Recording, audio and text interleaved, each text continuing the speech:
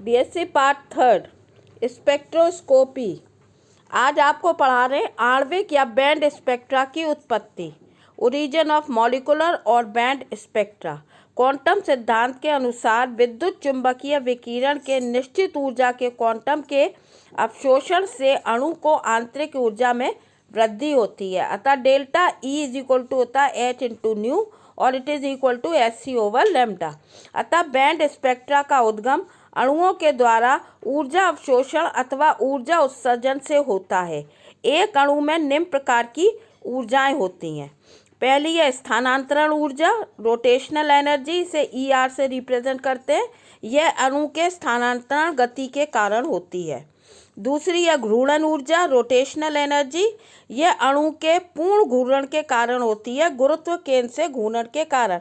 अतः यदि वह अपने अक्ष से क्लॉकवाइज और एंटी क्लॉकवाइज डायरेक्शन घूमता है तो उस ऊर्जा को हम कहते हैं घूर्णन ऊर्जा। तीसरा है कंपन ऊर्जा, वाइब्रेशनल एनर्जी, इसे ईवी से रिप्रेजेंट करते हैं। यह अणु के अंदर परमाणुओं में एक दूसरे के सापेक्ष कंपन करने के कारण होती है। और चौथी होती है इलेक्ट्रॉनिक ऊर्जा, इलेक्ट्रॉनीय ऊर्जा, यह सबसे अधिक होती है। यह इन इलेक्ट्रॉनों के कारण होती है जो परमाणुओं के स्थान पर ही अणुओं में अनेक ऊर्जा स्तरों में रहते हैं। अब इसके बाद आपको बता रहे हैं बॉर्न ओपनहाइमर सन्निकटन, born Oppenheimer approximation of energy. इन्होंने किस तरह से इस ऊर्जा का विभाजन किया। किसी अणु की कुल ऊर्जा उसकी समस्त प्रकार की ऊर्जाओं के योग के बराबर होती है। अतः E total is equal to E T R plus E R plus E V plus E electronic. इसमें से स्थानांतरण की ऊर्जा क्वांटीकृत नहीं होती, अतः इसका मान भी बहुत कम होता है। तो ऊर्जाओं का क्रम होता है, सबसे अधिक ऊर्जा होती है इलेक्ट्रॉनीय, तो ई इलेक्ट्रॉनीय, इसका मान। उसके बाद होती है वाइब्रेशनल एनर्जी, उसके बाद होती है रोटेशनल एनर्जी और सबसे कम होती है ट्रांसलेशनल एनर्जी। बॉर्न ओपनहाइमर सन्निकटन के अनुसार किसी अणु की संपूर्ण आंतरिक ऊर्जा निम्न के योग से निर्धारित होती है। बॉर्न ओपनहाइमर ने टोटल एनर्जी जो निकाली है वो उसमें स्थानांतरण ऊर्जा चूंकि क्वांटीकृत नहीं है इसको इंक्लूड नहीं किया है। तो ई इलेक्ट्रॉनिक प्लस ई वाइब्रेशनल प्लस ई रोटेशनल एनर्जी इलेक्ट्रॉनिक कंपन तथा घूर्णन ऊर्जा के योग के बराबर होती है कुल ऊर्जा। अणु की कुल ऊर्जा में परिवर्तन को हम निम्न समीकरण द्वारा व्यक्त करते हैं। ये माना जाता है कि तीनों घटक एक दूसरे से असंबंधित हैं, ये तीनों ऊर्जाएं आपस में एक दूसरे से संबंधित नहीं है। तो डेल्टा ई टोटल, इनमें परिवर्तन कितना होगा, delta E electrical plus delta E vibrational plus delta E rotational, इन तीनों के सन्निकटन कोटि निम्न होती है कि delta E electronic is equal to होता है डेल्टा ई वाइब्रेशनल इंटू 10⁻³ और ये रोटेशनल से होती है 10⁻6 ज़्यादा। It is equal to delta E rotational into 10⁻6। इनकी कोटियों में बहुत अंतर है, चूँकि एक घूर्णन के दौरान 10⁻³ कंपन हो सकते हैं। अतः ये माना जाता है कि घूर्णन तथा कंपन स्वतंत्र रूप से होते हैं तथा एक दूसरे को प्रभावित नहीं करते। इसे ही बॉर्न ओपनहाइमर सन्निकटन कहते हैं।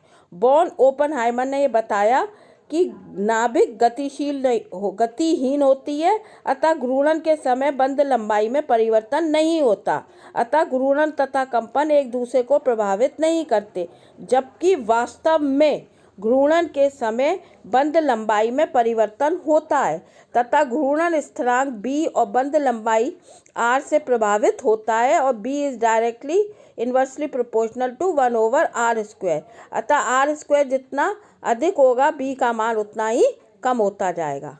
अणु की आंतरिक ऊर्जा का विभाजन, घूर्णन कंपन तथा इलेक्ट्रॉनिक ऊर्जा क्वांटीकृत होती है, अतः उसमें परिवर्तन के लिए कुछ विशिष्ट मान हैं ही संभव है। अतः अणु की घूर्णन ऊर्जा का मान घूर्णन क्वांटम संख्या से J से निर्धारित होता है, कंपन ऊर्जा का मान कंपन क्वांटम संख्या न्यू से तथा इलेक्ट्रॉनिक ऊर्जा का मान मुख्य क्वांटम संख्या n से निर्धारित होता है।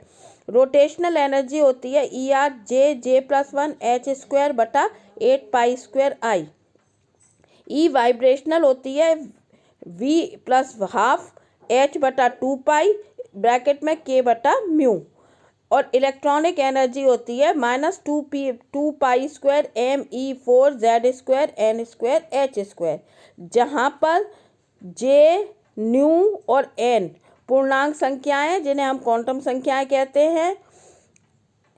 आई को हम कहते हैं अणु का जड़त्व आघूर्ण, म्यू को हम कहते हैं सम्मानित द्रव्यमान और के को हम कहते हैं बल स्थिरांक। इसके अतिरिक्त एच को हम कहते हैं प्लैंक कांस्टेंट, एम को कहते हैं मास ऑफ इलेक्ट्रॉन, ई को हम कहते हैं इलेक्ट्रॉनिक चार्ज और जेड को हम कहते हैं एटॉमिक नंबर या उसकी परमाणु संख्या।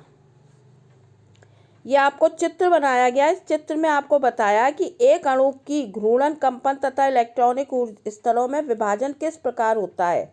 सबसे पहले होता है आपका वाइब्रेशनल का एक ग्राउंड स्टेट होती है। ग्राउंड स्टेट में रोटेशनल एनर्जी, रोटेशनल के बाद वाइब्रेशनल एनर्जी और वाइब्रेशनल एनर्जी के बाद होती है इलेक्ट्रॉनिक।